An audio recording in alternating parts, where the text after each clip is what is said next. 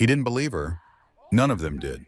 Because when Kira Brennan looked that Marine dead in the eye and said two words, last chance, they laughed. Didn't know what she was. Didn't know what she'd done. Didn't know that the quiet woman they surrounded at 0200 hours was a Navy SEAL ghost operator 3 years dead. They jumped her anyway. 10 seconds later, not one of them was standing. So before we show you what happens when you ignore a SEAL's warning drop, a comment telling us where in the world you're watching from, smash the like button, hit subscribe, and don't forget to turn on the bell icon. Because the next time you hear someone say, last chance, you'd better hope it's not her saying it. The gravel lot behind the Joint Tactical Integration Facility was quiet that morning, except for the steady clang of ruck weights being dropped and the occasional bark of a cadre correcting form. It wasn't a base exactly. Not Army, not Marine Corps, not federal law enforcement, but a shared regional complex deep in the California desert where branches and agencies sent personnel for blended combat readiness drills. That meant the usual chain of command didn't apply. And in places without clear rank structure, ego took over fast. She stepped out of the admin trailer without ceremony. No weapon, no clipboard, no nameplate. Just black boots, tan cargo pants, and a plain gray shirt that hung loose enough to hide the lean muscle underneath. Compact, maybe 5'5", with the kind of body that didn't draw attention until it moved. And then it was all anyone could see. Most people missed the tattoo on her inner wrist. Small one, no color, just a quiet mark shaped like something between a serpent and a dagger. She wore mirrored aviator glasses that covered half her face, and her dark hair was pulled back tight enough to pass any uniform inspection. She said nothing as she crossed the training pad and knelt next to a half-disassembled grappling dummy, adjusting the chest straps while others watched from a short distance away. "Hey!" someone called out loud enough for the group, but directed squarely at her. "You here to drop off the coffee you got lost, sweetheart?" The voice belonged to Cole Havens, contractor mid-30s, ex-infantry now collecting checks, training tactical response teams for private firms overseas. He was broad, loud, tan, deep from time in hot zones, and didn't like being ignored. Next to him, two other trainees chuckled. Lopez and Garrett, young and cocky, both high on pre-workout and ego. One of them muttered, "Yoga warm-up must be in the wrong building." The woman didn't flinch. She stood slowly, checked the dummy's spine alignment, then turned to face them. Her posture was loose but aligned like someone measuring imminent threat. "You're going to need to speak up," Havens grinned. "We don't do sign language here." She tilted her head slightly, then finally spoke. Her voice was calm, level, not defensive. "I'm not here to fight anyone," she said. "Walk away now." The air shifted. A few nearby trainees stopped moving. Lopez blinked. Garrett smirked. Havens cracked his knuckles like a man who thought he was stretching before a set knot standing on a ledge. "Yeah, that a threat or a nervous breakdown?" Havens said, stepping forward half a step. Enough to test the boundary. The woman didn't repeat herself. She didn't smile. She just looked at him like he'd already made his decision. Behind her, one of the instructors had walked out of the admin office and paused, watching, not interfering, not yet. And Havens? He laughed, loud, confident, dismissive. So did Lopez. Garrett elbowed the guy next to him like it was open mic night. She didn't react. She just turned back to the dummy and finished the straps like the warning had never been issued. But they all heard it. And hours later, when the medics were hauling bodies and someone was screaming about a shattered elbow, that single line would echo like prophecy. "I'm not here to fight anyone. Walk away now." They didn't. The observation deck was loud. Boots stomping, instructors barking, laughter bouncing off the metal railings like rounds in a shooting gallery. But inside the combat arena itself, it was quiet. Kira Brennan stood exactly where she'd been placed. Right side of the sand-swept training pit, 2 meters from the blue tarp that marked her team's gear zone. She hadn't touched her helmet, hadn't even glanced at the padded batons laid out like relics on the table behind her. She just stood there, hands at her sides, eyes steady behind those mirrored glasses like someone waiting for a storm to pass. Across from her, 3 Marines had already started circling. Chests out, chins high, one of them slapping the handle of his training baton against his palm like he was itching for a reason to swing it. The staff instructor hadn't even blown the whistle yet, but that didn't seem to matter. "They said this one's a reserve fill," one Marine sneered, looking Kira up and down. "Not even rated for full contact." "Don't worry," another one grinned. "I'll go light." The third didn't speak. He just rolled his neck until it cracked. Up in the booth, one of the observing instructors leaned toward another and asked not quietly, "What's her deal? She hasn't moved." "Apparently ex-Army," came the reply, laced with condescension. "Signals intel desk jockey stuff. Not much field rotation. Probably thinks this is about reflexes. The first instructor chuckled. She's not going to fight. In the pit, one of the Marines finally broke formation and advanced a step too far, his boot crunching down in front of hers. Not touching, not quite. Kira didn't flinch. He leaned in close enough that she could smell the tobacco on his breath. Don't worry, sweetheart, he said. I won't tell anyone if you quit before the whistle. Still nothing. No blink, no tension. Only one subtle movement, so minor it went unnoticed by the others. She looked down at his boot, then at the ground between them, and then directly back at his throat. A shift so small it might have seemed like a non-reaction to anyone else. But to the Marine in front of her, it felt like precision, like she just measured him. He took half a step back without realizing. His buddy noticed. Yo, what are you doing? The Marine paused. Nothing. The staff instructor finally raised the whistle to his lips. Kira's team hadn't even geared up, and the murmurs from the booth kept coming. This is going to be quick. I'd almost feel bad. She's not going to fight. The whistle blew. Kira didn't move. The Marines did. All three at once. The first Marine went for the takedown. Low and fast, like he was going for a trophy, not a spar. He aimed to hook Kira's legs and slam her backward onto the rubber matting, probably expecting a yelp or a flail or some panicked defense. He was already grinning when he dropped his center of gravity hands stretched out for a grab. But Kira had already shifted. No one in the booth caught it, not even the instructors. The camera feed wasn't focused on her feet. All they saw was her pivot, her right foot sliding diagonally just enough to slide his momentum off axis, and then she dropped, not away from him, but toward him. She didn't counter the takedown, she redirected it. Her right arm looped under his extended elbow. Not to strike, but to rotate. His own force collapsing his posture. Her left shoulder dropped, weight transferred, and then he was airborne. Not because she threw him, but because she let his own body complete the movement he'd started. His back hit the mat with a muffled grunt that echoed across the arena like a drumbeat. Kira never looked at him, because the second Marine was already swinging. A padded baton whistled past her head, not because she dodged late, but because she'd already stepped inside the arc before it finished. It caught only her hair. Her hands were empty.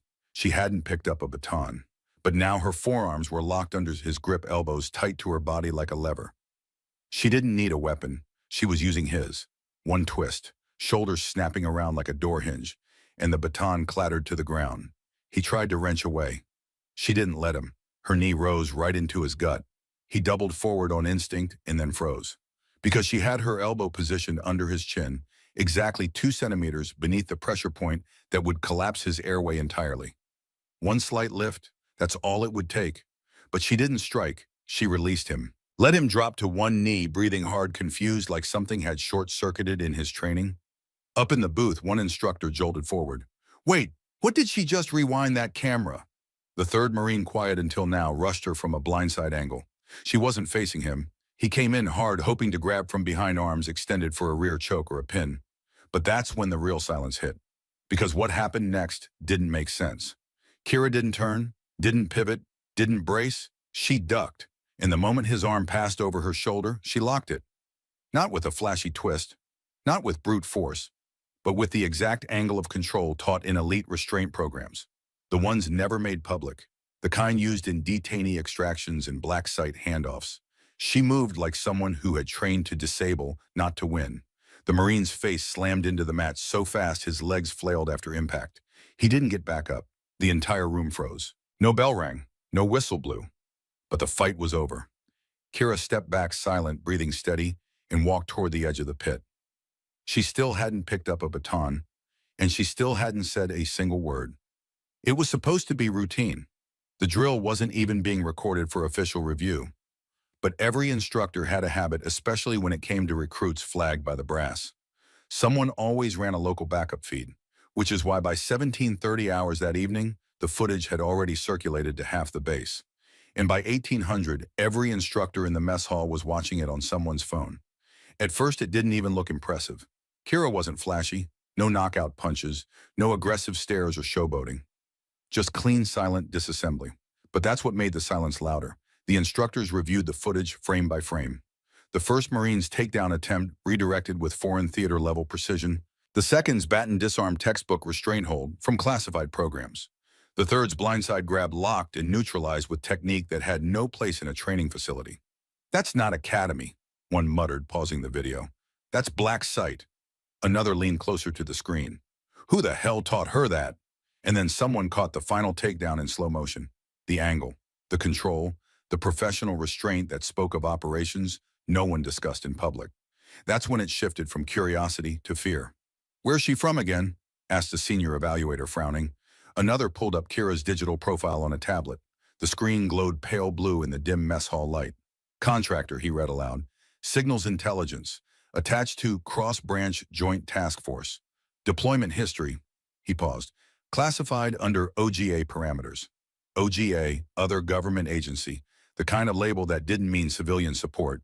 It meant don't ask. That was when Lieutenant Colonel Sorrell, the officer who had originally signed off on her silent inclusion in the program, got the knock at his door. 2 instructors, 1 training chief, all 3 silent, holding out a tablet. They didn't need to explain. Sorrell watched the footage once, then again, and by the 3rd playback he set the tablet down and looked up. Was this sanctioned? He asked quietly. No, sir. Not on the record. He nodded slowly. Who made the call to put her in that ring? Sergeant Don, sir. Said she wasn't showing enough aggression in drills. Sorrell didn't raise his voice, didn't shout. He just closed the door behind them and said one sentence that would later appear in the disciplinary review. You better hope she doesn't file a report. But Kira didn't. She didn't ask for an apology, didn't escalate the incident. She didn't even respond when asked to debrief it. She went back to her bunk, back to her nightly logs, and stayed silent, which somehow made the entire thing worse, because no one could read her, and no one could tell what she was holding back. The tape was flagged "Do Not Share." But it didn't matter. By the end of the week, it had passed through more phones than any sanctioned training clip in the last decade. It wasn't about the fight. It was about the way she walked away from it, as if it had never happened. The silence didn't calm anything down. If anything, it made people nervous. Kira didn't strut, didn't complain, didn't gloat. She reported to every morning drill like nothing had happened. Didn't correct the rumors, didn't defend herself. She just ran lifted file data when ordered. And when pressed during tactical analysis sessions, she'd offer answers. Brief, clear textbook. No speculation, no embellishment. For a group built around bravado, that kind of silence was worse than arrogance. So they made a decision. If she wasn't going to talk, they'd force her to react. It started with a fake miscommunication. She was marked absent from a scheduled session despite being there on time, public write-up, then a misrouted gear drop, her boots replaced with a half size too small, her pack stuffed with 10 pounds of wet sand. She didn't flinch, didn't even file a correction. So they escalated. Instructors pulled her aside for a mock after-action review, framing her as the weak link in a simulated hostage operation. I just don't get what you're doing here, Brennan, one sergeant said, arms crossed, voice loud enough for others to hear. This isn't signals anymore. This is close quarters, real stakes. She stood at attention, eyes forward. Understood, Sergeant. No, it's not about understanding. It's about belonging. Do you really think you belong here? She didn't answer, which only made it worse.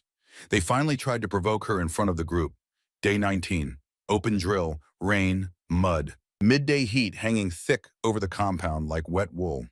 They handed her a 30-pound steel sledgehammer and pointed to the tire stack. 300 strikes, barked the instructor. Now! Kira didn't ask why, didn't question the number. She just raised the hammer and started swinging.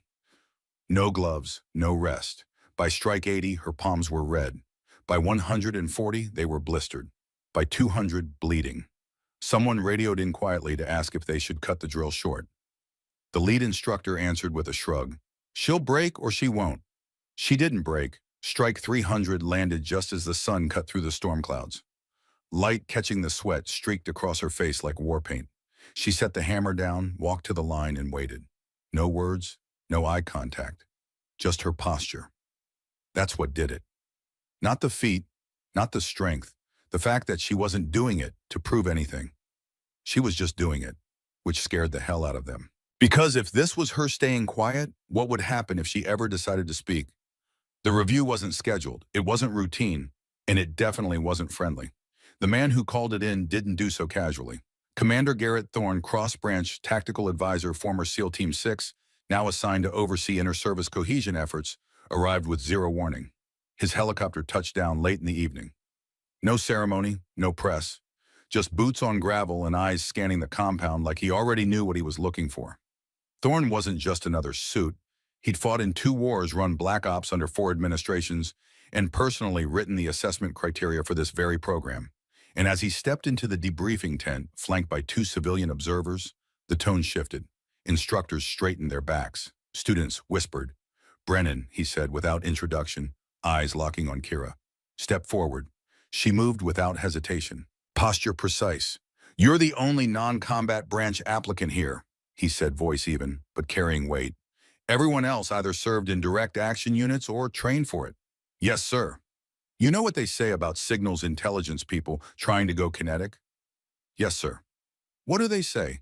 "That we don't understand the terrain, that we analyze from distance, not live it up close." "And are they right?" Kira didn't blink. "No, sir." One of the civilian observers wrote something down.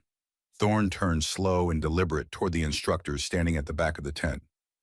"I've reviewed the footage from her sledgehammer drill," he said. "I've reviewed the sabotage on the gear load. I've reviewed the falsified absence report." A sharp inhale from one instructor. Quiet, but too late. "Not only is this a procedural failure," Thorne continued, "it's cowardice. You couldn't break her with fatigue, so you tried to break her with bureaucracy." No one spoke. Kira remained still. Then Thorne did something no one expected. He walked toward her, paused, and held out his hand. She took it. Firm shake. No emotion.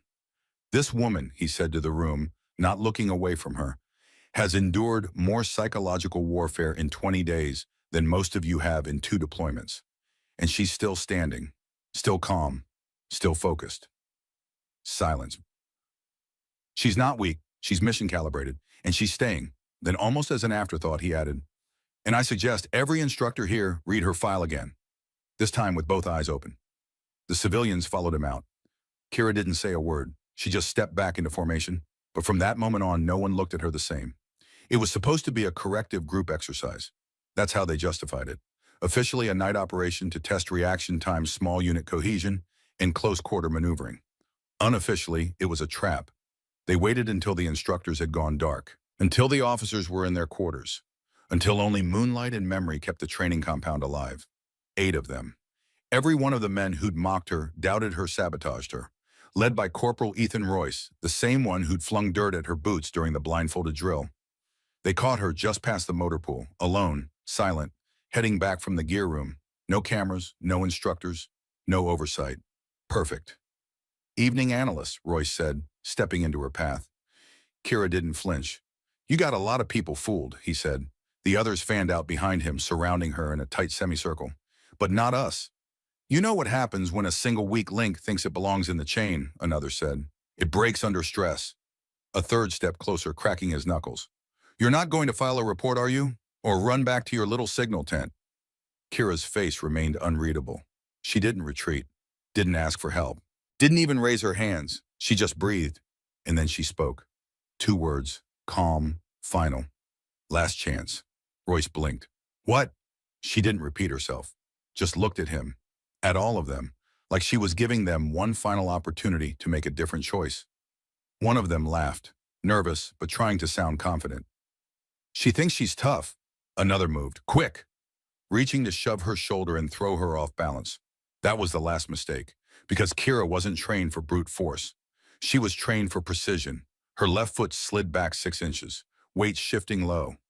Right hand caught the incoming wrist, and without even using her other arm, she leveraged the momentum into a redirect that flung him off balance and slammed his chest into the side of a transport truck. Thud. He didn't get up. Another lunge from behind, but she turned low and pivoted, elbow meeting rib at the perfect angle. Crack. Royce cursed and charged, fist clenched. He never reached her. Kira dropped low, swept his leg, then rose with a palm strike so fast it stunned even the men watching from the perimeter. He staggered. She caught him by the collar and whispered close enough that only he could hear. "You call this stress?" She let him drop. 4 of them stood frozen. 3 others had backed up. Not one dared take another step. No shouting, no taunts. Just Kira standing in the center of their broken circle, not even out of breath. And still she hadn't said a word. Not until she turned her back and walked away. Only then did one of them mutter, voice shaking, "What the hell is she?" Another answered quieter, "I think she's the reason this whole program exists." It was supposed to be a silent after-action review. No confrontation, no investigation. just a name roll and gear check before lights out. But when Lieutenant Dylan Cross entered the debriefing hut that morning, he paused. Because Kira Brennan was already standing at attention center of the room, arms at her side, uniform perfect, and the rest were scattered, bruised, avoiding eye contact. Royce had one arm in a sling and a red welt still darkening beneath his eye. "What happened?" Cross asked, voice quiet. Silence. He turned to Royce. "Well," Royce didn't speak. "Brennan," Cross said, "did something occur last night?" She didn't nod, didn't smile, didn't flinch. She simply said, "Yes, sir." Cross waited. "Would you like to explain?" "No, sir." A beat. "You're not going to report anything." She looked him in the eye. "That won't be necessary." It was right then that the room seemed to exhale, as if the air itself had been waiting to see if justice would be demanded or deferred. But Kira had already chosen. Not revenge, not discipline, just silence. The kind that tells you everything you need to know. Cross stepped forward, looked each of the bruised trainees in the eye one by one, and finally said, "Dismissed, all of you, except Specialist Brennan." They filed out, quiet, careful, slower than usual. When the door closed, Cross sat down. He didn't look at her. Not at first. Then quietly he asked, "Why didn't you want to escalate it?" Kira answered without hesitation. "Because they weren't the threat, sir." He raised an eyebrow. "Then what were they?" "The test," she said. "And I passed." A long pause, then Cross nodded slowly. "Yes, Specialist, you did." He stood up, turned to her fully, then gave a sharp, respectful salute. Not as a superior to a subordinate, but as one soldier to another. She returned it, wordless, calm. And the next morning, without any announcement or ceremony, her name was added to the classified transfer list.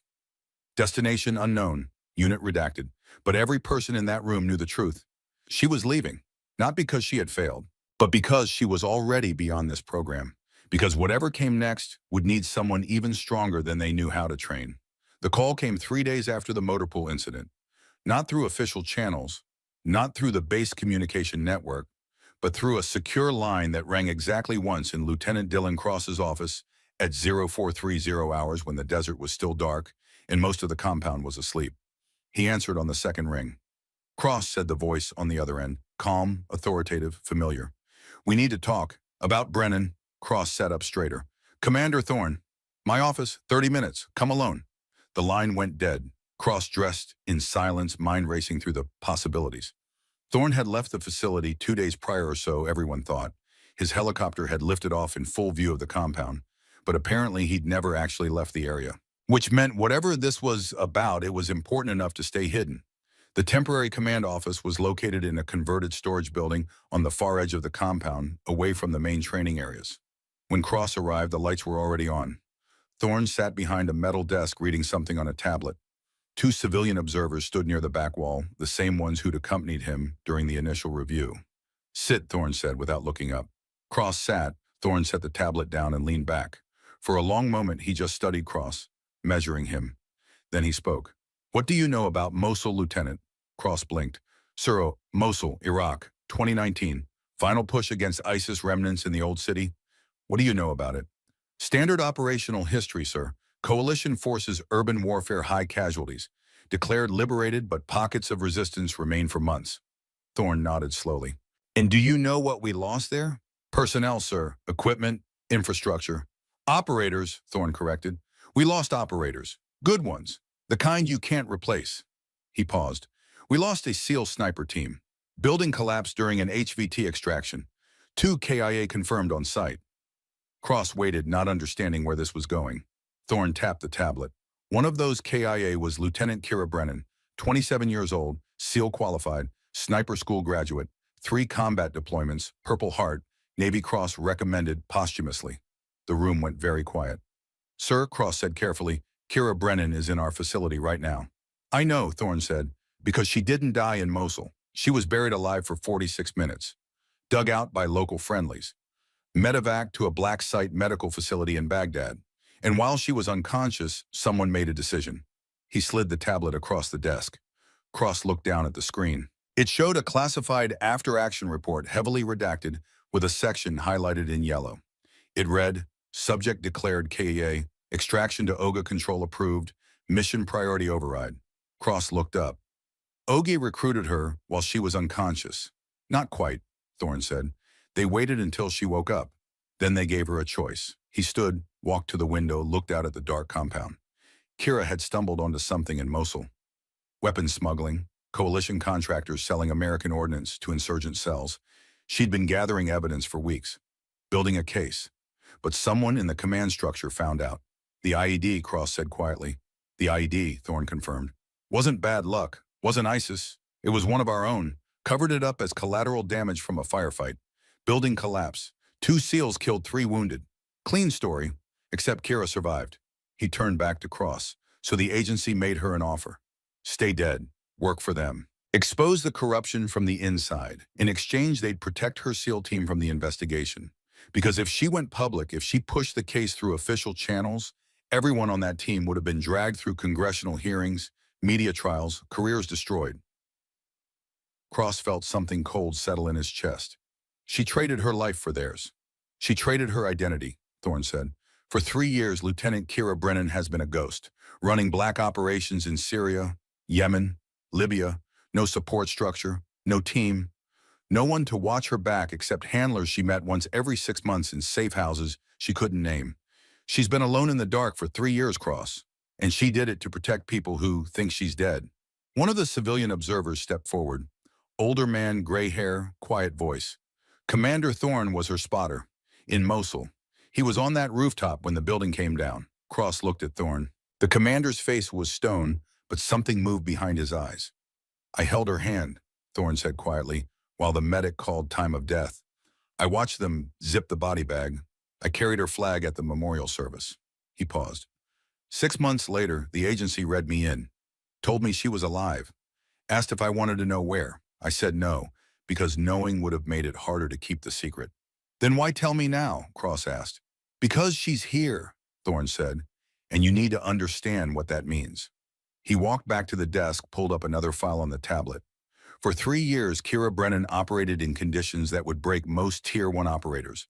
Solo infiltration, deep cover, no backup, no extraction guarantee.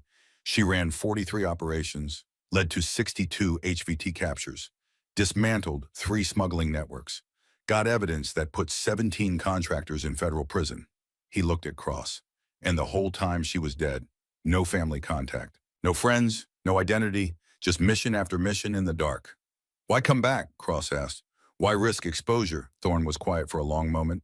Then he said, because being a ghost was killing her.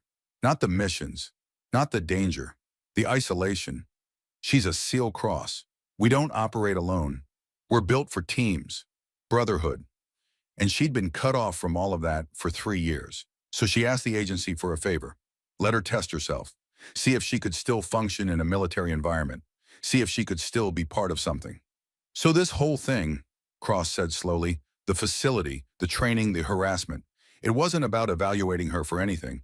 It was about her evaluating herself. Correct, Thorne said. The agency didn't send her here to prove anything. They sent her here to see if she wanted to come back. If she could handle being around people again, being part of a structure. He leaned forward. And your instructors, your trainees, everyone who's been testing her, pushing her, trying to break her, they have no idea they're not the examiners. They're the exam. Cross sat back, processing. The motor pool incident. I watched the footage, Thorne said, from the admin building. I had eyes on the whole thing. He paused. She gave them a warning. Last chance. That's not bravado, Lieutenant. That's protocol. She's been operating under rules of engagement for 3 years where you give 1 warning before you engage. 1 chance to de-escalate. She did everything by the book, and when they didn't take it, she responded with exactly enough force to neutralize the threat. No excess, no revenge. Professional. She could have killed them, Cross said. She could have killed them all, Thorne agreed, in about 15 seconds. But she didn't, because she's not trying to prove she's dangerous. She's trying to prove she's still disciplined, still in control, still capable of operating with restraint under pressure. He looked Cross in the eye. That's what 3 years in the dark does, Lieutenant. It doesn't make you violent. It makes you question if you're still human. Cross was quiet for a moment. Then he asked the question that had been building. What happens now? Thorne glanced at the civilians, then back to Cross. Now we wait, because her past just caught up to her. Cross frowned. What do you mean? The contractors she helped put away, Thorne said. They've been in federal prison for 18 months, and 3 days ago, one of them made bail. Russian national named Alexei Volkov, former Spetsnaz turned private military contractor turned arms dealer. Kira's intelligence led to the raid that took down his entire operation. Cost him everything. And now he's out, Cross said. Now he's out, Thorne confirmed. And according to intercepts from NSA, he knows she's alive, knows she's here, and he's coming. Cross felt his pulse quicken. How did he find out? One of the civilians spoke up. Someone leaked her location, someone inside the chain. We're still tracking the source. But the leak happened 48 hours ago, which means Volkov's had time to plan recruit and move assets into position. Assets, Cross repeated. How many? We're estimating 12 to 15, the civilian said. Former contractors, mercenaries, true believers from his old network. All experienced, all motivated, and all very angry at the woman who destroyed their livelihood, Thorne stood. This facility is about to become a target lieutenant, and Kira Brennan is about to face a threat that has nothing to do with training exercises or psychological tests. This is real, and when it comes, she's going to have to make a choice. What choice? Cross asked. Whether to stay a ghost, Thorne said, or come back to the world. Because if she defends this facility, if she shows what she really is, there's no going back to black operations. Her cover is blown. Her identity is public. She'll never be able to disappear again. Cross looked at the commander. You think she'll run? Thorne smiled, but there was no humor in it. I know she won't, because I trained her. And the one thing I know about Kira Brennan is that she doesn't leave people behind, even people who've spent 3 weeks trying to break her. He walked to the door, paused. Get some rest, Lieutenant. You're going to need it, because when this starts, I need you to trust her. Even when it doesn't make sense, even when it looks like she's making the wrong call, trust her. Why me? Cross asked. Thorne looked back. Because you're the only one who tried to stop it. The hazing, the sabotage. I've been watching you too, Cross, and when this goes down, she's going to need someone who already sees her as a soldier, not a threat. That's you. He left. The civilians followed. Cross sat alone in the office, staring at the tablet at the classified files at the photo of a young woman in a SEAL dress uniform with a face that looked so much harder now. And he thought about the way she'd walked away from the motor pool. Silent, calm, like she'd done it 1,000 times before. Because she had. The next 48 hours passed like waiting for a storm. Everyone could feel it. The instructors were tense, snapping at minor infractions. The trainees moved through drills with an edge of nervous energy. Even the civilian staff seemed quieter than usual. But Kira, she didn't change at all. She ran the morning PT course at the same pace, attended the same briefings, sat in the same corner of the mess hall, eating alone, saying nothing. The only difference was that now, when people looked at her, they looked away faster. On the second day, during a tactical briefing, one of the trainees asked the question everyone was thinking. Why is she really here? The instructor, a senior NCO named Kowalski, looked up from his notes. Who? Brennan, the trainee said. I mean, no disrespect, but she's not exactly going through the program like the rest of us. She doesn't participate in half the exercises. She sits out most of the team drills. What's the point? Kowalski set down his notes. The point, he said carefully, is that some people are here to learn, and some people are here to remind us what the standard is. He looked around the room. Brennan's been through more in the last 3 weeks than most of you will go through in your entire careers. And she's still here, still showing up, still meeting every requirement without complaint. If you can't see the point in that, then you're not paying attention. The trainee shut up, but the question lingered. Cross watched Kira during the briefing. She sat in the back row, as always, arms crossed, eyes forward. Didn't react to the question. Didn't react to Kowalski's answer. Just sat there absorbing information, processing, filing it away. But when the briefing ended and everyone filed out, she stayed behind. Waited until the room was empty, except for Cross. Then she spoke. They're coming, aren't they? Cross looked at her. What makes you say that? Thorne's still here, she said. I saw his vehicle behind the admin building this morning. Covered, but not well enough. And there are 2 civilian surveillance specialists running perimeter checks every 4 hours. That's not standard. She tilted her head slightly. Plus, you've been watching me like you're waiting for something to happen. So either I'm about to be arrested or someone's about to attack this facility. And since I haven't done anything arrest-worthy, I'm guessing it's the latter. Cross almost smiled. Almost. You always this observant? 3 years of solo ops, she said. You learn to notice things. or you die. He nodded slowly. Thorne briefed me about Mosul, about the agency, about everything. Kira didn't react, just waited. And yeah, Cross continued, they're coming. Alexei Volkov, the contractor whose network you helped dismantle, he made bail 3 days ago. NSA intercepts say he's got your location. He's bringing a team. How many? 12 to 15. All experienced. Kira was quiet for a moment. Then she said, they'll hit at night, multiple breach points. Probably try to take out communications first, then isolate and eliminate. Standard contractor playbook. She looked at Cross. What's the facility's defensive posture? Minimal, Cross admitted. We're a training facility, not a combat outpost. We've got a handful of armed instructors, some perimeter sensors, and a fence that wouldn't stop a determined teenager. So we're soft, Kira said. Very, she nodded. Then we need to harden up. Fast. Cross hesitated. Thorne said this is your call. Whether you want to stay and fight or disappear before they get here. If you leave now, we can extract you. Put you somewhere safe. Let federal law enforcement handle Volkov. Kira looked at him like he just suggested she sprout wings and fly. How many people are on this facility right now? 43, including civilians. And how many of them know how to handle a coordinated assault by professional killers? Cross didn't answer. That's what I thought, Kira said. She stood up. I'm not leaving, but I need to talk to Thorne, and I need you to gather every instructor who's qualified for combat operations. Weapons, tactics, experience. I don't care what branch they came from. If they can fight, I need them. You're taking command, Cross asked. I'm offering tactical coordination, Kira corrected. Thorne's still senior, but he's been behind a desk for 2 years. I've been in the field for 3. I know how Volkov thinks. I know his patterns. And I know how to stop him. She headed for the door, then paused. One more thing. Yeah. Royce and his crew, the ones from the motor pool. I want them in the defensive plan. Cross frowned. You sure about that? They're trained, Kira said. And they're motivated. They might have been idiots, but they're not cowards. When bullets start flying, they'll fight. I can use that. She left before Cross could respond. The planning session happened in Thorne's temporary office at 2100 hours. 10 people crammed into a space meant for 4. Kira stood at the front next to a hand-drawn map of the facility taped to the wall. Thorne sat off to the side, watching. Cross stood near the door. The rest were instructors. Kowalski, senior NCO, former Army Ranger. Martinez, combat engineer, Marine Corps. 2 others whose names Cross didn't catch, but whose bearings screamed special operations.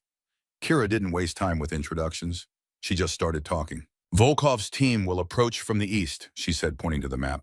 There's a dirt access road 3 clicks out that's not monitored. They'll stage there, move in on foot to avoid sensors. Breach the perimeter fence at 3 points. She marked them with a pen. North, east, and south. West side backs up to restricted military range so they won't risk it. How do you know? Martinez asked. Because that's how I'd do it, Kira said. And I trained with some of the same people Volkov did.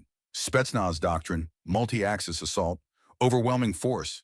Fast in, fast out. What's the objective? Kowalski asked. Me, Kira said flatly. They want me dead. Everything else is secondary. So we use that. Make me the bait. Set up a kill zone. Force them to come to us on our terms. Thorne spoke up. You're talking about using yourself as a lure.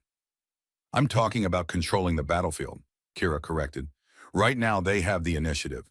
They pick when, they pick how. But if we give them a target, they can't resist. We take that initiative back. And if they don't take the bait, one of the other instructors asked, then we have a perimeter defense that's better than what we have now, Kira said. Either way, we win. But I think they'll take it. Volkov's not subtle. He's angry. Angry people make mistakes. Thorne stood up, walked to the map. Walk me through it, Kira nodded. We positioned most of our defensive personnel in the admin building. Elevated firing positions, clear sight lines to all 3 breach points. We set up a false perimeter with motion sensors and lights make it look like that's our main defense. But the real defense is here. She pointed to the motor pool. We put a small team in the motor pool, me, Cross, and 2 others. When Volkov's team breaches and moves toward the admin building, the motor pool team flanks them from behind. Crossfire. They're caught in the middle. Martinez leaned forward. That's putting 4 people in the most exposed position. That's putting 4 people exactly where they need to be, Kira said. I know Volkov. He'll send his best operators to clear the motor pool before advancing. And when they get there, they'll find me. That's the bait. And if they overwhelm you? Kowalski asked. Kira looked at him. Didn't blink. They won't. The room was quiet. Thorne studied the map. Weapons? We have a small armory, Cross said. Rifles, sidearms, ammunition. Enough for everyone. Body armor. Limited. Maybe 10 vests. The 4 in the motor pool get them, Kira said. Everyone else focuses on cover and concealment. Don't get hit in the first place. What about civilians? Martinez asked. Bunker them in the mess hall, Kira said. Interior room, no windows, reinforced walls. 2 armed guards on the door. If anyone gets that far, we've already lost. Thorne nodded slowly. Comms, short-range radios, Cross said. We've got enough for everyone. Good, Kira said. Coordinate all movement through me. No one fires unless I give the signal. No one moves unless I clear it. This only works if we're disciplined. You're asking a lot of trust, Kowalski said, not unkindly. I know, Kira said, but I've run operations like this before, and everyone in this room is still breathing because someone somewhere made the same ask of them. Trust the person who's been there. Trust the plan. Trust the training. She looked around the room. I won't lie to you. Some of us might get hurt. This isn't a drill. These are professionals coming to kill. But if we do this right, if we stay calm and execute, we can stop them. All of them. And everyone on this facility goes home. One by one, they nodded. Thorne stood. All right, we've got maybe 24 hours before they hit. Let's get to work. The meeting broke up. People filed out, already talking tactics and assignments. Cross started to follow, but Kira caught his arm. Lieutenant, he turned. In the motor pool, she said quietly, when it starts, I need you to trust me. Even if it looks like I'm making the wrong call. Even if it looks like we're losing. Trust me. Why tell me this? Cross asked. Because you're the one Thorne said I could count on, Kira said. And because when Volkov shows up, it's not going to be clean. It's not going to be easy. And there's going to be a moment where you think we should retreat, call for backup, wait for reinforcements. She paused. We won't have time for any of that. So I need to know now. Can you trust me? Cross looked at her. This woman who'd been dead for 3 years, who'd survived alone in the dark, who'd endured everything this facility had thrown at her without breaking. Yeah, he said. I can trust you. She nodded. Good, because Volkov's not the only ghost coming back from the dead. And when he sees me, he's going to realize he made a mistake. What mistake? Kira's face was stone, thinking I was someone he could kill twice. The attack came at 0247 hours on a moonless night when the desert was black as ink and silent as a grave. Kira was already awake. She'd been awake for 3 hours, sitting in the motor pool maintenance bay, with her back against a concrete pillar rifle across her lap, listening to the darkness. Cross sat 20 feet away, positioned near the north entrance. 2 other instructors, Kowalski and a former Marine named Stevens, held positions at the east and west corners. The facility's perimeter sensors had been deliberately miscalibrated. Not enough to be obvious, but enough to create gaps, holes in the coverage that would look like maintenance errors to anyone studying the security patterns. Invitations disguised as incompetence. Volkov's team would see those gaps, and they'd use them. Kira's radio crackled softly, Thorne's voice barely a whisper. Viper Command, motion detected Sector 3, multiple contacts. Viper, the call sign she'd used in Mosul, in Syria, in a dozen operations across 3 years. Thorne was using it now deliberately, reminding her who she was, what she was. Copy Command, Kira replied, her voice calm. Professional. All stations weapons hold. Wait for my signal. Across the compound in the admin building, 8 instructors and armed personnel waited in darkness.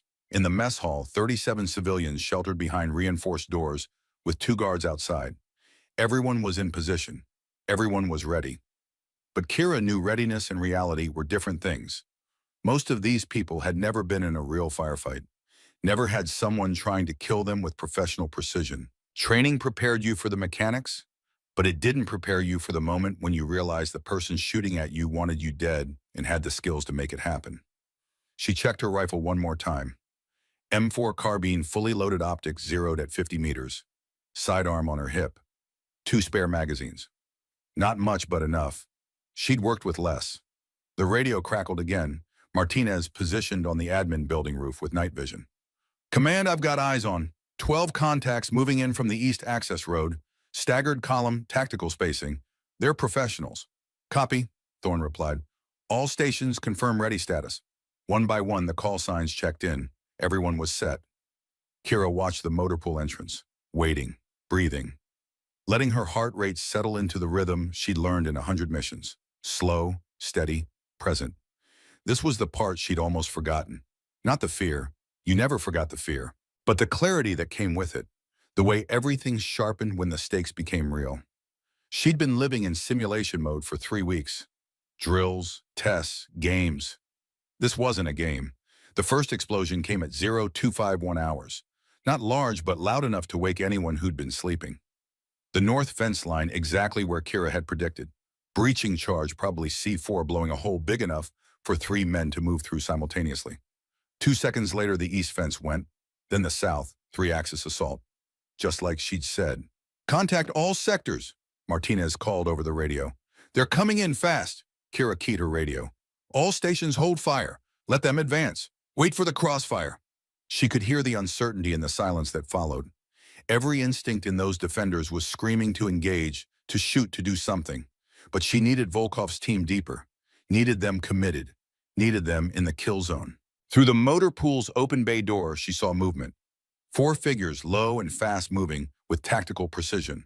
They bypassed the admin building exactly as predicted, heading straight for the motor pool. Clearing the flanks before advancing on the main target. Smart, professional. Volkov had sent his best. The lead figure raised a hand. The team stopped, stacked up outside the entrance. Kira could see them clearly now in the ambient light. Night vision goggles, suppressed weapons, body armor. They looked like wraiths. She let them get into position. Let them think they had the advantage. Then she spoke loud enough to carry across the motor pool. "Last chance." The 4 figures froze. "I know you can hear me," Kira continued. "You've got about 3 seconds to decide if you want to walk away from this or get carried away from this. Choose carefully." For a moment, nothing. Then one of them laughed. Low, rough, accented. "Russian." "Viper," the voice said. "Volkov said you might still have a sense of humor. Even after 3 years playing dead." "Not playing," Kira replied. "I was dead. You should have left it that way." "Perhaps," the voice said. "But ghosts don't put people in prison. You cost us everything. Now we return the favor." "Last chance is over then," Kira said. "Yes," the voice agreed. "It is." They came through the door fast, exactly as she knew they would. Professional assault, high-low coverage, overlapping fields of fire. If she'd been where they expected, standing in the center of the bay, she'd have been dead in 2 seconds. But she wasn't standing. She was prone behind a concrete pillar with a sight line to the entrance that gave her first shot advantage. She took it. The first round caught the lead operator in the gap between his helmet and body armor. Throat shot. He went down hard, weapon clattering. The others scattered, diving for cover, returning fire toward where the muzzle flash had been. But Kira had already moved. Rolling left, coming up behind a steel workbench, firing twice more. One round sparked off body armor. The other found soft tissue. Another operator down. Cross opened up from his position, 3-round bursts, controlled and precise.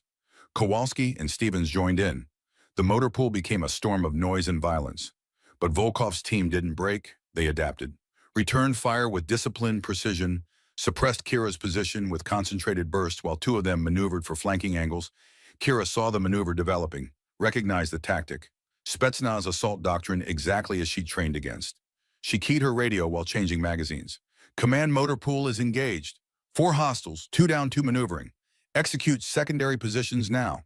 "Copy," Thorne replied. In the admin building, the defensive line shifted. Martinez and 3 others moved to new firing positions, creating overlapping fields of fire that covered the motor pool's approaches. Anyone trying to reinforce Volkov's assault team would have to cross open ground under direct observation. The trap was set. One of the remaining operators made his move. Fast break from cover, trying to close distance on Kira's position. He was good, trained, experienced. Not good enough. Kira didn't shoot him. She let Cross take the shot. Let him prove he could do this. The rifle cracked once. The operator stumbled, went down. The last one saw how it was going. Saw 3 of his team dead or dying. Saw the crossfire developing. Made the smart choice. Withdrawing, he called out. Not to Kira, to someone else on his radio. His team leader. Probably Volkov himself. He threw a smoke grenade and retreated under cover. Kira let him go. She didn't need to kill everyone. She needed Volkov to know his assault had failed. Needed him angry. Needed him to make the mistake she was counting on. The motor pool fell quiet except for the ringing in their ears and the harsh breathing of people who just survived their first real firefight. Motor pool secure, Kira reported. 3 enemy KIA-1 withdrawn. Friendly casualties none. Status on other sectors, Martinez came back. Admin building, no contact yet.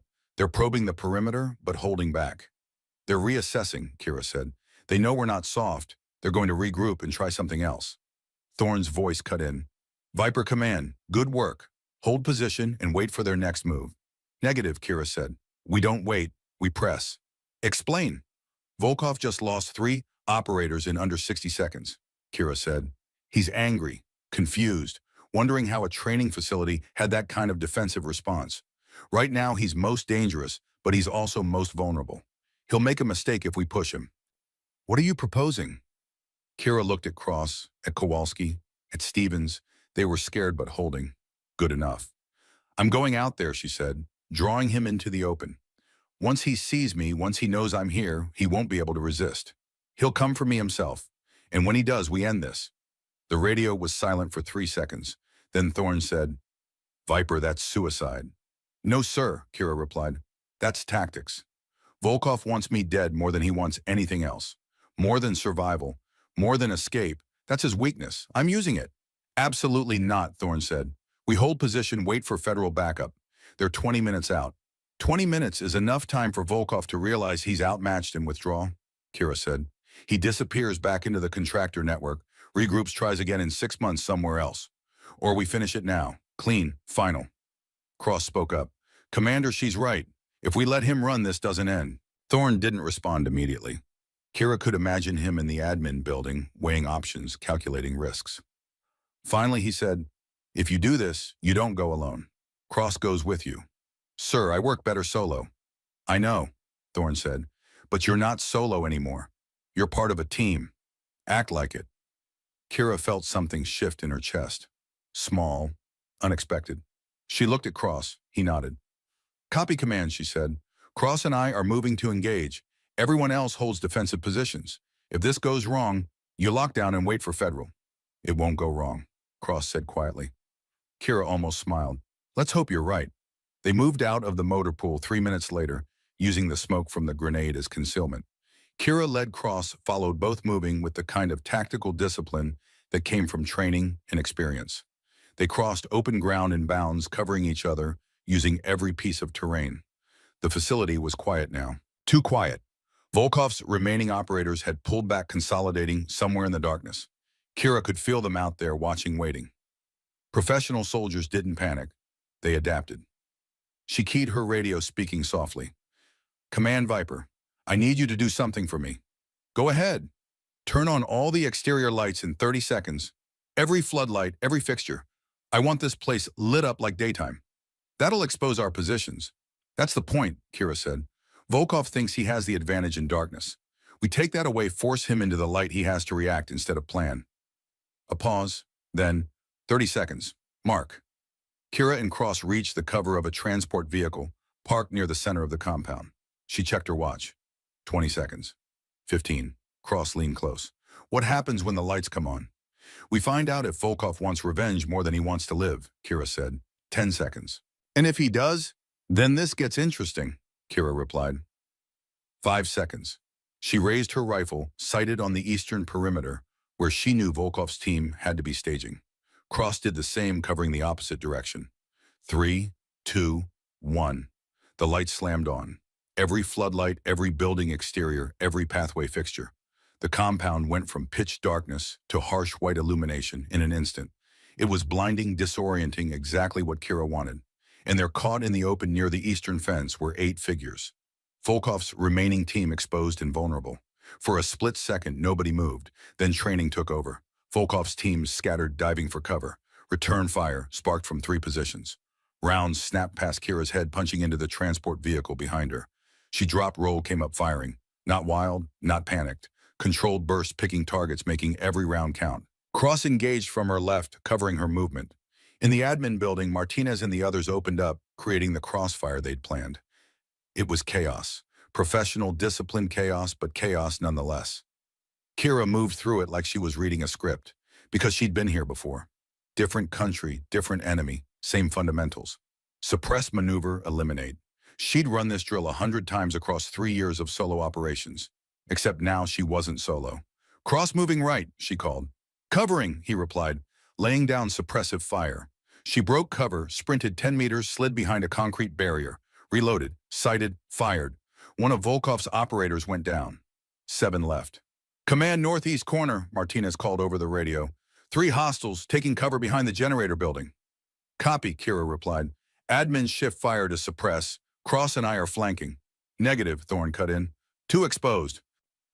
"We don't have a choice," Kira said. "They're pinned down now, but if we give them time to reorganize, they'll break contact and withdraw. We end this now, or we don't end it at all." Silence, then execute. "But if it goes bad, you pull back immediately." "Understood." Kira looked at Cross. He was breathing hard but steady. "Good enough." "With me," she said. They moved. It should have been suicide. 2 people crossing open ground advancing on 7 entrenched hostiles. Every tactical manual said, "Don't do it." Every training scenario said it was a mistake. But Kira had learned something in 3 years of ghost operations. Sometimes the thing that looked like suicide was the thing the enemy never expected. And when they didn't expect it, they hesitated. And in combat, hesitation killed. Volkov's team saw them coming, shifted fire. Rounds tore up the ground at their feet, sparked off metal, whined through the air. Kira didn't slow down. She kept moving, kept firing using every technique she'd learned. Suppression, maneuvering, cover. Cross stayed with her, matching her pace, covering angles she couldn't. They reached the generator building in 20 seconds that felt like 20 years. 3 hostiles, exactly where Martinez had said. Pinned by fire from the admin building, but still dangerous. Still armed, still committed. Kira didn't give them time to react. She came around the corner, already firing point-blank range, no time for precision. Just aggression. Violence of action. The thing that separated survivors from casualties. 2 went down immediately. The third turned, tried to bring his weapon up. Cross shot him. 3 down, 4 left. "Generator building secure," Kira reported, breathing hard now, adrenaline singing in her veins. "Status? 4 hostiles, withdrawn to the motor pool," Martinez called. "They're trying to flank our position." The motor pool, where they'd started. Where Volkov had lost 3 operators already. He was sending his remaining team back there, trying to use the terrain to break the crossfire. "Command permission to pursue," Kira said. "Granted," Thorne replied. "But Viper, be advised. One of those 4 is Volkov himself. Intercepted comms confirm it. He's in the fight." Kira felt something cold settle in her stomach. Not fear, recognition. "Copy. Cross and I are moving." They covered the distance in bounds, fast but careful. The motor pool loomed ahead, dark shapes against harsh light. No movement visible, but Kira knew they were there, could feel them. She stopped at the entrance, the same entrance Volkov's first team had used. Cross stacked up behind her. "He's in there," Kira said quietly. "You sure?" "I know him. He won't send his men to die while he hides. He's in there waiting, probably hoping I'll come." "So we're walking into a trap." "Yeah," Kira said, "but it's a trap we know about. That makes it our trap." Cross was quiet for a moment. Then, "What do you need me to do?" "Cover the exits. Anyone tries to leave, you stop them. But don't come in after me. This is between me and Volkov." "Kira," Cross said, using her name for the first time, "you don't have to do this alone anymore." She looked at him, saw the concern, the sincerity. Something in her chest tightened. "I know," she said, "but some things you have to finish yourself. This is one of them." Before he could argue, she moved. The motor pool was dark inside the floodlights, creating harsh shadows. Kira moved through them like a ghost rifle, up senses screaming. Every instinct honed over 3 years of survival told her where to look, where to move, where danger waited. She found the first hostile behind a stack of tires. Saw him before he saw her. Put 2 rounds center mass. He dropped without a sound. 3 left. Movement to her right. She spun, fired, missed. Return fire forced her into cover. She rolled, came up, engaged again. The muzzle flashes lit up the bay like lightning. Another hostile down, 2 left. And then from the darkness, a voice. Accented, rough, familiar. "Viper." She froze. Not from fear, from memory. She'd heard that voice before. In intercepted communications. In after-action briefings. In the recordings they'd played during her OGA debriefing. Alexei Volkov. "I'm here," she called back. 3 years I looked for you," Volkov said. 3 years I believed you were dead. And then I learned the truth. You were alive, working, destroying everything I built." "You built it on blood," Kira replied. "American blood. You armed terrorists who killed our soldiers. You don't get to play victim." "I was a businessman," Volkov said. "War is business. You know this. You are soldier.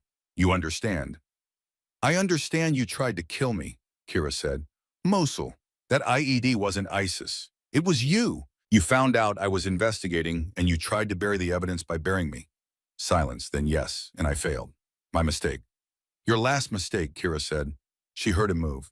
Saw the shadow shift. He was circling, trying to flank. But so was she. 3 years of solo ops had taught her to think like the enemy, to anticipate, to stay one step ahead. They moved through the darkness like dancers, professional, patient, waiting for the opening. You cost me everything, Volkov said. My company, my reputation, my freedom. 18 months in American prison because of you. And you killed 2 of my brothers? Kira replied. SEALs who trusted me, who I couldn't protect because I was buried under a building you brought down on us. You don't get to talk about costs. Then we both have debts to settle. Yeah, Kira said. We do. She saw him then, just for a moment. Silhouette against the light from outside. Big, armored, armed, but mortal.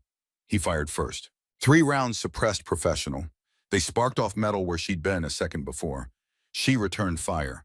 5 rounds controlled bursts, walking them across his cover position. He moved. She moved. They circled each other, neither willing to commit fully, both looking for the advantage. You were good, Volkov said. In Syria, Yemen. I heard stories. Ghost operator. No backup, no support. Just mission after mission alone. I almost admired you. Save it, Kira said. I didn't do it for admiration. Why then? Why trade your life, your identity, everything just to put people like me in prison? Kira was quiet for a moment. Then she said, because that's what SEALs do. We protect people, even when it costs us everything. Noble, Volkov said. Stupid, but noble. Last chance, Alexei, Kira said. Drop your weapon. Surrender. Federal agents are 3 minutes out. You can survive this if you choose to. He laughed, low, bitter. Survive to spend rest of life in prison? I think not. I think we finish this. You and me, the ghost and the man who made her. Your call, Kira said. He came out of cover fast. Professional assault, exactly as she knew he would. Firing, moving, trying to close distance for a kill shot. But Kira had been waiting for it, anticipated it, prepared for it. She didn't retreat. She moved toward him, into the attack, the thing he wouldn't expect. Their weapons fired simultaneously. His rounds passed over her shoulder. Hers didn't miss. Center mass, twice, then once more as he fell. Volkov hit the ground hard. His weapon clattered away. He tried to reach for it, couldn't. Looked up at Kira standing over him. You were right, Kira said quietly. We both had debts. Now they're settled. Volkov coughed, blood on his lips. The ghost wins. No, Kira said. The SEAL wins. There's a difference. His eyes closed. He stopped breathing. Kira stood there for a moment, rifle still raised, making sure. Then she keyed her radio. Command Viper, motor pool secure. Volkov is down. Last hostile is... Movement behind her. She spun. The final operator stood 10 feet away. Young, scared, weapon raised but shaking. Don't, Kira said. He fired. Wild panicked. The round went wide. Kira didn't. One shot. He dropped. Motor pool secure, she repeated into the radio. All hostiles neutralized. I'm coming out. She walked out of the motor pool to find Cross waiting, rifle up, covering. When he saw her, he lowered it. You good? He asked. Yeah, Kira said. I'm good. Behind her, the motor pool was silent. Ahead, the compound was already coming back to life. Lights on, people moving, the crisis passing. But Kira stood there for a moment, just breathing. Not the tactical breathing from training. Just breathing. In, out, alive. She'd been a ghost for 3 years. Dead to the world. Dead to her team. Dead to herself. Not anymore. Federal agents arrived 17 minutes later. 3 black SUVs, a dozen agents, all business. They secured the scene, documented casualties, took statements. Kira gave hers in 10 sentences. Precise, professional, no embellishment. The lead agent, a woman named Richardson, looked at her with something between respect and suspicion. Lieutenant Brennan, she said, we've been looking for you. I've been here the whole time, Kira replied. That's not what I mean. Your OGA handler wants to debrief you, says your cover's compromised. You need to be extracted. Kira looked around the compound, at the instructors cleaning up, at the trainees helping to secure the perimeter, at Cross standing nearby watching. Tell my handler I'll debrief when I'm ready, Kira said. Right now I have people to check on. Richardson raised an eyebrow. You're refusing extraction? I'm delaying it, Kira corrected. There's a difference. She walked away before the agent could respond, headed toward the admin building where Thorne was coordinating with Facility Command. People moved aside as she passed. Some nodded, some saluted, some just stared. She found Thorne on the second floor looking out over the compound. He turned when she entered. "Viper," he said. "Commander." They stood in silence for a moment. Then Thorne said, "Hell of a thing you did out there." "Just finishing what I started," Kira replied. "No," Thorne said. "You started something 3 years ago in Mosul. Tonight you finished it. There's a difference." Kira was quiet. "OG is going to want you back," Thorne continued. "New identity, new operations, more time in the dark." "I know. Is that what you want?" Kira looked out the window, at the compound, at the people, at Cross still standing where she left him. 3 years ago, I made a choice," she said. "Traded my life to protect my team, and I'd make that choice again. But tonight I had a team again. For the first time in 3 years, I wasn't alone, and I remembered what that felt like." "So what are you going to do?" Kira turned to face him. "I'm going to tell OG a thank you, but no. I'm done being a ghost. I'm coming home, and if they don't like it, they can court-martial me." Thorne smiled, small, proud.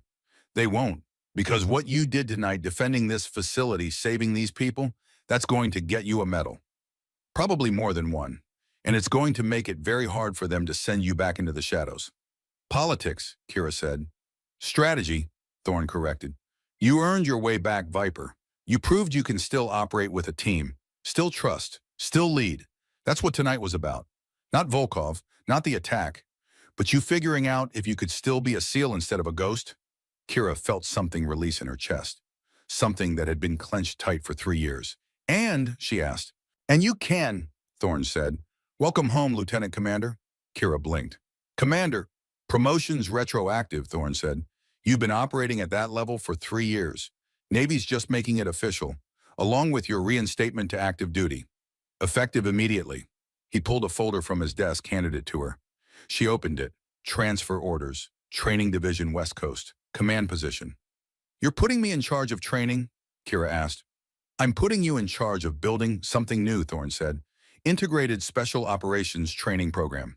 Taking lessons learned from operators like you and teaching the next generation what it really takes. Legacy SEALs mentoring new candidates. Breaking down the old barriers. Showing them what's possible." Kira looked at the orders, at her name, her rank, her future. "There's one condition," Thorne said. "What's that?" "You get to pick your staff, instructors you trust, people you want to work with, build your own team." Kira thought about it for maybe 3 seconds. Then she said, "I want Cross, and I want Royce." Thorne raised an eyebrow. "Royce, the one who jumped you in the motor pool." "The one who fought beside me tonight," Kira corrected. "He made a mistake, learned from it, and when it mattered, he stood his ground. That's someone I can work with." Thorne nodded slowly. "Your call. Anyone else?" "Give me a week," Kira said. "I'll have a full roster." "You've got it." They shook hands. Thorne's grip was firm, respectful. "One more thing," he said. "Your team, the SEALs from Mosul, they're going to want to know you're alive." Kira's throat tightened. "Yeah, I know. Miller asks about you every week, has for 3 years, wants to know if we ever recovered your body, if there's anything left to bury." "Tell him," Kira said quietly. "Tell him Viper says hi. Tell him I'm coming home." Thorne smiled. "I will. He's going to lose his mind." She left the office and walked back downstairs. The compound was quieter now, the chaos settling into exhausted relief. She found Cross by the motor pool helping to clear debris. "Lieutenant," he said when she approached. "Dylan," she replied. He looked surprised she used his first name. "Yeah. How would you feel about a transfer training division? West Coast, teaching the next generation how to not get killed." Cross blinked. "You serious?" "Dead serious. I'm building a team. Need good instructors. You proved yourself tonight. You trusted me when it didn't make sense. Followed orders under fire. That's the kind of person I need." Cross paused. Yeah, I'm in." "Good," Kira said. "Report in 2 weeks. We've got a lot of work to do." She started to walk away, then stopped, turned back. "Dylan, yeah, thank you for having my back tonight, for trusting me, for reminding me what it feels like to have a team." Cross nodded. "Anytime, Commander." She walked across the compound one more time, taking it in, the place that had tested her, broken her, and ultimately brought her back to life. She found a quiet corner near the perimeter fence and pulled out her phone, stared at it for a long moment. Then she opened a new message and started typing. Mom, it's me. I know you think I'm dead, and for 3 years I was. But someone just reminded me that the strongest operators aren't the ones who survive alone. They're the ones who bring everyone home. I'm coming back, not as the daughter who died, but as the soldier she became. I'm done being a ghost. Love, Kira. She hit send before she could change her mind. The response came 30 seconds later. Just one word, when Kira smiled. First real smile in 3 years. She typed soon. I have some things to finish first, but soon, I promise. Behind her, she heard footsteps. Turned to find Ethan Royce standing there, arm out of the sling, now looking uncertain. Ma'am, he said, I wanted to apologize for what happened, what I did. There's no excuse. Kira looked at him, this man who tested her, attacked her, and then fought beside her when it mattered. You're right, she said. There's no excuse. But there is a path forward. Ma'am, I'm building a training program. Need instructors who understand what real leadership looks like. Not the kind that comes from rank or authority, but the kind that comes from proving yourself under fire. You did that tonight. Held your position, followed orders. Didn't break. Royce's eyes widened. You're offering me a position. I'm offering you a chance, Kira corrected, to be better than you were, to teach others what you learned the hard way, to earn back the respect you lost. Interested? Royce stood straighter. Yes, ma'am. Absolutely. Good. Report with Cross in 2 weeks. And Royce, ma'am, we clear on one thing. In my program, we don't test people by breaking them. We build them up. We show them what they're capable of. We make them stronger, not through pain or humiliation, but through discipline and trust. You understand? Yes, ma'am, I understand. Then we're good. Dismissed. Royce saluted, sharp, respectful, and walked away with something in his bearing that hadn't been there before. Purpose. 2 days later, Kira stood outside a modest house in Virginia Beach. The kind of neighborhood where SEALs lived when they weren't deployed. Manicured lawns, American flags, kids' bikes in driveways. She'd driven 12 hours straight from California. Hadn't called ahead. Didn't know what she'd say. The door opened before she could knock. Jason Miller stood there. Older, grayer, but still the same staff sergeant who'd covered her exits in Fallujah, who'd taught her to calculate windage without a spotter scope, who'd been the first to teach her the SEAL creed. He stared at her, face blank, processing. Then his voice barely a whisper. Viper. Hey, Miller. His eyes welled up. They said you were dead. I carried your fucking flag. I spoke at your memorial. She stepped forward, pulled him into a hug, the first time she'd embraced anyone in 3 years. I know, she said quietly. I'm sorry. I couldn't tell you. Had to stay dead to finish the mission. He pulled back, hands on her shoulders, looking at her like she was a ghost, which she supposed she had been. Thorne told me yesterday you were alive, Miller said. I didn't believe him, thought it was some kind of cruel joke. It's real, Kira said. I'm real, and I'm coming home. Miller's jaw tightened. 3 years. You were alone for 3 years. Had to be. To protect the team. To protect you. He shook his head, tears running down his face now. We would have had your back, whatever it was. We would have. I know, Kira said. But this way, you all got to keep your careers, your lives, your families. That's what mattered. Miller pulled her inside. His wife appeared from the kitchen, froze when she saw Kira. Their 2 kids, teenagers now, not the babies Kira remembered, stared from the living room. Kids, Miller said, voice thick. This is Lieutenant Commander Kira Brennan, the SEAL I told you about, the one who saved my life in Ramadi. Mosul, Kira corrected quietly. Both, Miller said.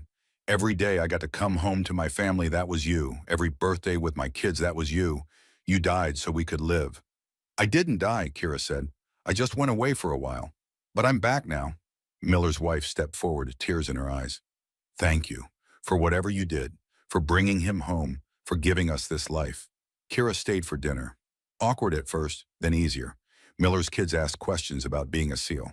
His wife showed Kira photos from 3 years of birthdays, holidays, moments Kira had missed. When she left, Miller walked her to her truck. What now? He asked. Building a training program, Kira said. Teaching the next generation, making sure they're ready for what's out there. Miller nodded slowly.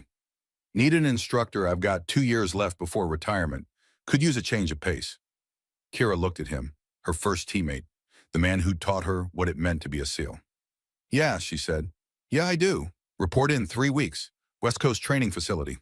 I'll be there. They shook hands. Then Miller pulled her into another hug. Welcome home, Viper, he whispered.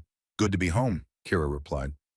That night from a motel room in Maryland, Kira made the hardest call. She stared at her phone for 20 minutes before dialing. The number she'd memorized but never called for 3 years. Her parents' landline. Her mother answered on the first ring, like she'd been waiting. Kira, just her name, but everything in it. Hi, Mom, silence, then your father's here. He wants… Hold on. Shuffling. A man's voice. Deep, controlled, retired Marine Colonel voice. Kira. Hi, Dad. Her father didn't speak for a long moment. Then, they told us you were dead. Military funeral, flag, 21 gun salute. Your mother hasn't been the same since. I know. I'm sorry. Sorry? His voice hardened. You let us bury an empty casket. Let us grieve for 3 years. I had to, Kira said. The mission required. Don't. Sharp, commanding. Don't give me mission talk. I've run missions. I know what they cost. But you don't let your parents think they've lost their daughter for 3 goddamn years. Kira felt her throat tighten. You're right. You could have sent a signal, a word, anything, through back channels. Thorne could have… No, Kira said. Anyone who knew was a liability. To the mission. To the people I was protecting. To you. So you protected us by destroying us? The words hit like rounds. Because they were true. Dad, You're just like me, her father said quieter now. Put the mission first. Always. Even when it costs everything. A long pause. I did the same thing. Missed your childhood. Missed birthdays. Missed everything. All for the Corps. For the mission. You taught me duty, Kira said. Taught me sacrifice. I taught you wrong, he replied. Duty matters, but family matters more. And I didn't learn that until it was too late. Until I'd lost years I can't get back. Don't make my mistake, Kira. She heard her mother's voice in the background. Muffled words, her father's response. Then he spoke again. Your mother wants to see you. We both do. Can you come home? I can, Kira said. In 2 weeks, after I finish processing out of the agency. After I get my orders finalized. 2 weeks, her father repeated. Then we'll talk. Really talk. About everything. Okay. Kira. Yeah, Dad. I'm glad you're alive. Even if I'm angry. Even if this is hard. I'm glad my daughter is still breathing. Kira felt tears on her face. First time she'd cried in 3 years. I'm glad too, Dad. She hung up. Sat in the dark motel room. Let herself feel it. The weight of what she'd done. The cost of staying dead. The price of coming back. But also the hope that maybe in time the wounds would heal. That maybe her family could be whole again. 2 weeks, then she'd go home. Face the people she'd hurt to protect and start rebuilding what she'd broken. 3 weeks later, Kira stood in front of 24 recruits at the West Coast SEAL training facility. Some male, some female, all young, all hungry, all thinking they knew what it took. They didn't, but they would. Dylan Cross stood to her right, Ethan Royce to her left, Jason Miller at the back, arms crossed, watching, Garrett Thorne observing from the viewing deck, her team, her instructors, her brothers. Kira looked at the recruits, saw herself at 22, cocky, untested, thinking physical strength and mental toughness were enough. She knew better now. My name is Lieutenant Commander Kira Brennan, she said. And before we begin, I'm going to tell you something every instructor in this program believes you're going to fail. The recruits shifted, uncomfortable. Not might fail, will fail, because that's what this program is designed to do. Break you down, find your limits, push you past what you think is possible. She walked down the line, making eye contact, measuring. Some of you will quit, she continued. Some of you will get injured. Some of you will realize this isn't what you want. And that's okay, because the SEALs don't need people who can survive training. We need people who can survive 3 years alone in the dark and still remember why they fight. One recruit raised a hand. Young woman, maybe 23. Ma'am, how do we know if we have what it takes? Kira stopped in front of her. You don't, not yet, but I'm going to teach you, all of you, what it really means to be a SEAL. Not the physical part, you'll get that, but the part they don't teach in BUIT. The part about trusting people with your life, about making choices that cost you everything, about coming back from the dead because people are counting on you. She stepped back, addressed them all. In this program, we don't test you by breaking you. We build you up. We show you what you're capable of. We make you stronger through discipline, through trust, through proving that you deserve to stand beside the operators who came before you. Cross stepped forward. And if you make it through this program, you won't just be qualified. You'll be ready for anything, Royce added. We've all been where you are. We've all failed. We've all had to prove ourselves. Some of us had to prove ourselves more than once. Miller's voice from the back. And some of us had to learn the hard way that the mission isn't about being the toughest. It's about being the smartest, the most disciplined, the one who brings everyone home, Kira nodded. So here's what's going to happen. For the next 6 months, you're going to train harder than you've ever trained. You're going to learn things you didn't know existed. You're going to be tested in ways you can't imagine. And at the end, if you make it, you'll be SEALs. Not because you survived, but because you became something more than what you were. She paused. Let it sink in. But before we start, I'm going to give you the same opportunity I give every recruit. Last chance. If you want to walk away, do it now. No judgment, no shame. Just an honest assessment that this isn't for you. 24 recruits stood silent. Not one moved. Kira smiled. Small, proud. Good, then let's begin. As the recruits filed out to the training yard, Thorne descended from the viewing deck. Well, Kira asked. You're a natural, he said. They believe you. More importantly, they believe in themselves because of you. That's the point, Kira said. I spent 3 years alone. I don't want anyone else to ever feel that way. This program is about making sure they don't, making sure they have a team, making sure they are never ghosts. Thorne nodded. You did it, Viper. You came back. Not just from being dead, but from being alone. You're home. Kira looked out at the recruits running their first drill, cross-calling cadence, Royce demonstrating form, Miller watching with the eye of someone who'd done this 10,000 times. Yeah, she said quietly. I am. That night alone in her quarters, Kira looked at the 3 items on her desk. Her SEAL trident finally returned from the memorial display. The photo from Mosul, her team smiling alive together. And the transfer orders with her name, her rank, her future. Lieutenant Commander Kira Brennan, Training Division, active duty. Not a ghost, not dead, not pretending. Home. She picked up the photo, ran her finger over the faces. Miller. The others. The family she'd protected by disappearing. Then she set it down and looked at the trident.